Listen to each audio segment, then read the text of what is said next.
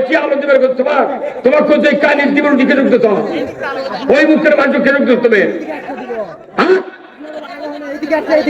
না ওটি দাও লিখবে এটি দাও লিখবি একদিন চলে গেছে আর আমাদের এক যোগ্য তিনবারের প্রধানমন্ত্রী বেগম খালেদা জিয়া যিনি কোন আলিমের হাতে একবারও হ্যান্ডকাপ পরায় না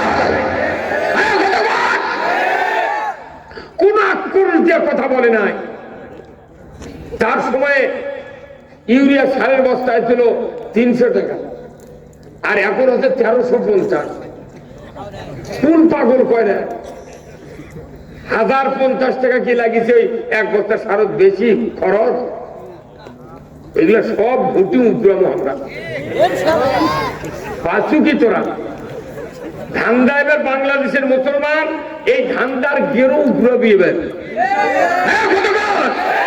এই বাংলাদেশে ন্যায় ইনসাফ ইসলাম বিজয় হবে কারা কারা চান তো হাত তোলা লাগে টাকা নারায় তাকবীর নারায় তাকবীর নারায় তাকবীর আল কোরআনের আলো আল কোরআনের আলো কোরআন হাদিস দেখানে আলিম ওলামা দেখানে দুনিয়ার মুসলিম বাংলার মুসলিম জয়পুরহাটের মুসলিম খেতলামের মুসলিম আলমপুরের মুসলিম শিবপুরের মুসলিম মিল্লাহে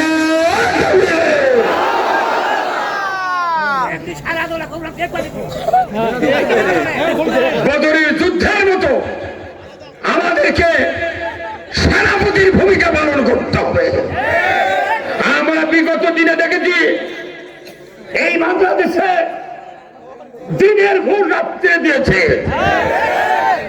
আর যেন এই দুঃসাহস কেউ না করো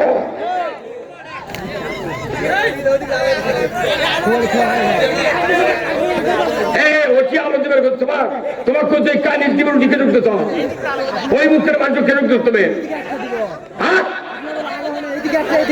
না ওটি দাও লিখবে এটি দাও লিখবি কাল সকালে আলু সেট করিস যত মাইকাল আছে এর করবি আমি একদিন ট্রেনিং দেওয়াবো আর এ দেশে ইসলাম যদি কায়েম হয় এই সমস্ত এমপি যত হবি যে দলেরই হবি সেই দলের এমপি করে দাওয়াত দিয়া 2 দিন আমার বাড়ি গরু দিয়ে বস্তু দেখিলে অল্প আগে কোরআন শোনাবো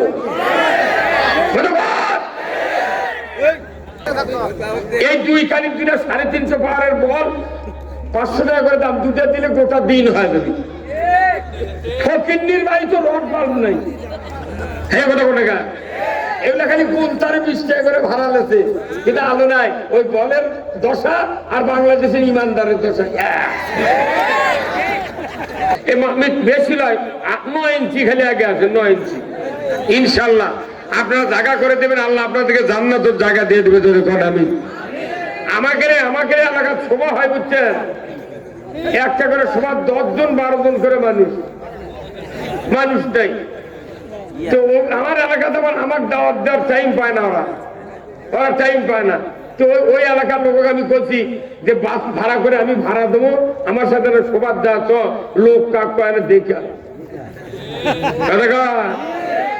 সেদিন আমার সাথে 2-3 জন নিয়ে যাচ্ছি এবার তোমরা ভালো করে ছবি তুলো কতক্ষণ টাকা মানুষ যখন চেঁচে গেছে কোরআনের পক্ষে শীত মানিচ্ছে না হুমকি ধামকি মানিচ্ছে না কতক্ষণ টাকা আমার সেদিন একজন ফোন করে করছে হুজুর পুলিশটা অনুমতি দেয়নি সভা হবে না মানে অনুমতি লাগবে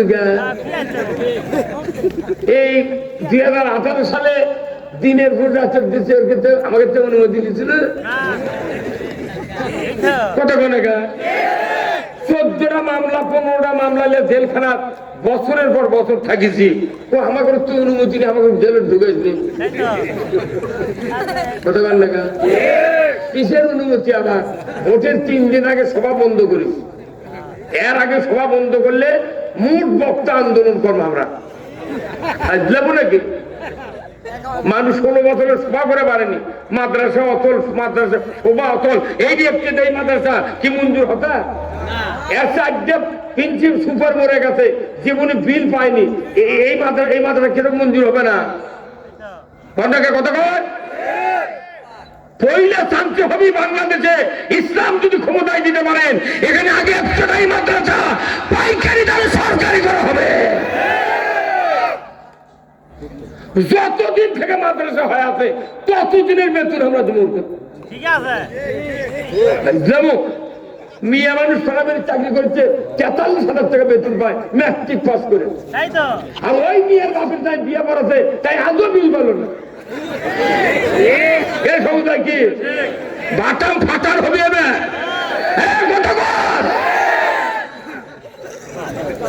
একটা ডিসির পাশে কোনদিন চৌকিদারও নামাজ পড়েনি একদম, হ্যাঁ বলছে। অথচ ওই ডিসির বিয়ে পড়াছে মসজিদের ইমাম, টিউনোর বাপের বিয়ে পড়াছে মসজিদের ইমাম, এমপির বাপের বিয়ে পড়াছে মসজিদের ইমাম।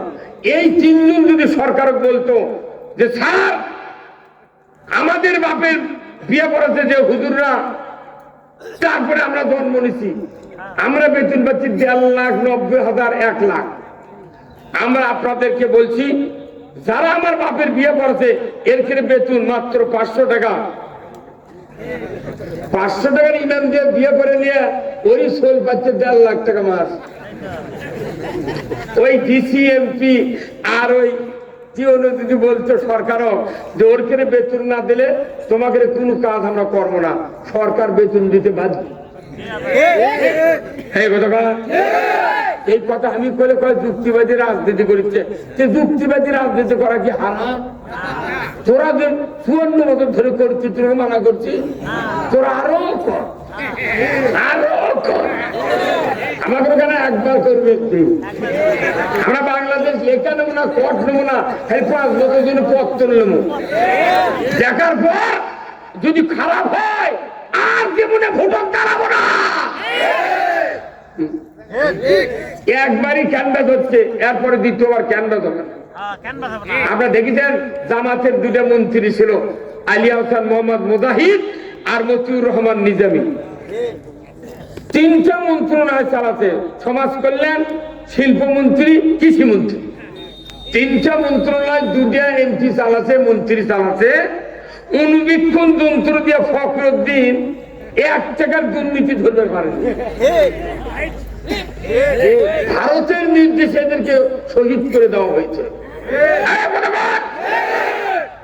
ওরা জানে এরকম যদি বাঁচে তুই, তাহলে আরো 10 জন মন্ত্রী হলে আমার পায়ের নিচে মাটি থাকবে। কেন আমরা আছি বাংলাদেশ, তুই আছিস ভারত, তোরা তো ভাবনা কেন? আমি বিয়ে করতে আমি বউ ভাত দেবো, তোর কথা শুনে বউ শাড়ি কিনে দেবো?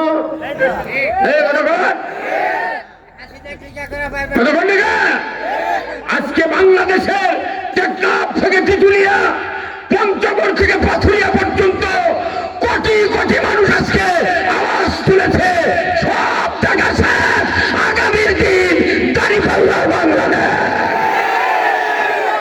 আলহামদুলিল্লাহ। এই যে আমার হাতে দেখছেন, এটা কি কিতাব? আল্লাহর কিতাব, সূরা আল মায়দা। সূরা আল মায়দার 8 নম্বর আয়াত। আপনারা সূরা মায়দার নাম শুনছেন? কার কথা? কোরআন শরীফ বার করে বক্তৃতা না করলে ওরা মনে করে ইবানি ইবানি করছে। এই কথা মনে করেন? কোরআন শরীফের সূরা মায়দার 8 নম্বর আয়াতে আল্লাহ তাআলা বলছেন, হে ইমানদারগণ, তোমরা ন্যায়ের সহিত সাক্ষ্য প্রদানকারী হও, তোমরা ন্যায় প্রতিষ্ঠিত করো। কিন্তু এই ন্যায় প্রতিষ্ঠিত করতে গিয়ে আল্লাহর নবীদেরকে বাধা দেওয়া হয়েছে। ধরে বলুন ঠিক কিনা? বিশেষ সম্প্রদায় ছিল আবু জাহেল, বিশেষ সম্প্রদায় ছিল লাহাব, বিশেষ সম্প্রদায় ছিল মক্কার মুগিরা, উতবা, সাইবা। ধরে বলুন ঠিক কিনা? এখানে বলা হয়েছে শানানু কওমিন, বিশেষ সম্প্রদায়। পৃথিবীর কিয়ামত পর্যন্ত যারা বিশেষ সম্প্রদায় হবে, তারা ন্যায় বিচার করার কারণে তাদেরকে বাধা দেওয়ার মতো চেষ্টা করবে, ন্যায় জাতি সমাজে প্রতিষ্ঠিত হতে না পারে। আমার আল্লাহ বলছেন, তোমরা যারা ন্যায় বিচারের পক্ষে কাজ করছো, তোমরা ন্যায় বিচার কায়েম করো।